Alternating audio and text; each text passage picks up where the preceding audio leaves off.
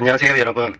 오늘은 지난 시간에 언급했던 국민평형 60억 아파트의 출현, 이러한 현상이 나타나게 된 원인과 전문가들이 분석한 내용에 대해서 간단하게 정리해 보았습니다. 최근 서울 반포의 레미안 원베일리 아파트가 국민평형대인 84제곱미터 기준으로 60억 원에 거래되었습니다. 이는 국평 아파트 중 역대 최고가를 경신한 것인데요. 또한 같은 지역의 아크로 리버파크 아파트 역시 국평이 51억 원에 거래되며 시장을 충격에 빠뜨렸습니다. 여러분도 아시다시피 한강 조망권을 가진 아파트는 더 높은 가격에 거래되며 이로 인해 반포 지역은 고가의 주거지로 주목받아 왔습니다. 그렇다 하더라도 이번 거래가는 높아도 너무 높다는 생각이 드는데요. 이러한 현상은 여러 가지 요인에 의해 발생했다고 보여지는데 전문가들은 그중 재건축 규제가 대표적인 원인이라고 지적하고 있습니다. 지난 정부와 서울시는 치솟는 부동산 시장을 가라앉히기 위해 재건축, 재개발을 억제하였고 이로 인해 서울 내 아파트 공급이 부족해졌습니다.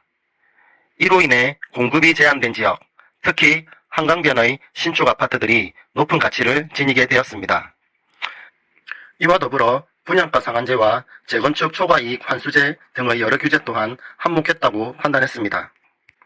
또한 다주택자 규제가 강화되면서 여러 채를 보유하는 것보다 입지가 좋은 똘똘한 한 채에 투자하는 경향이 이와 같은 가격 상승을 부추겼다고 보고 있습니다.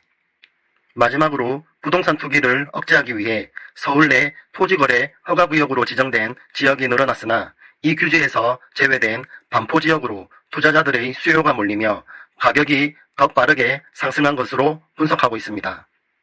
문제는 아파트 가격은 급격히 상승하고 있으나 당장 실효 가능한 대책을 마련하기는 어렵다는 것입니다. 정부는 재건축 특례법을 통해 공급을 확대하려 하고 있으나 재건축 사업이 완료되기까지는 상당한 시간이 걸립니다. 한강변의 신축 아파트 공급은 당장 이루어질 수 있는 부분이 아니기 때문에 반포의 레미안 온밸리와 같은 고가 아파트 현상은 당분간 지속될 가능성이 커 보이는데요. 일부 전문가들은 향후 한강변에 새로운 아파트가 늘어나게 되면 현재의 특권적 위치가 약해질 수 있다고 전망하기도 합니다.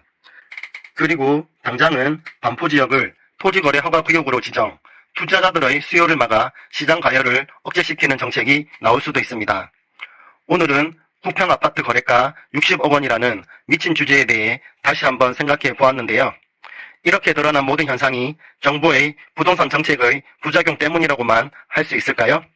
그리고 반대되는 정책을 실시하면 이런 미친 현상이 잠잠해질 수 있을까요?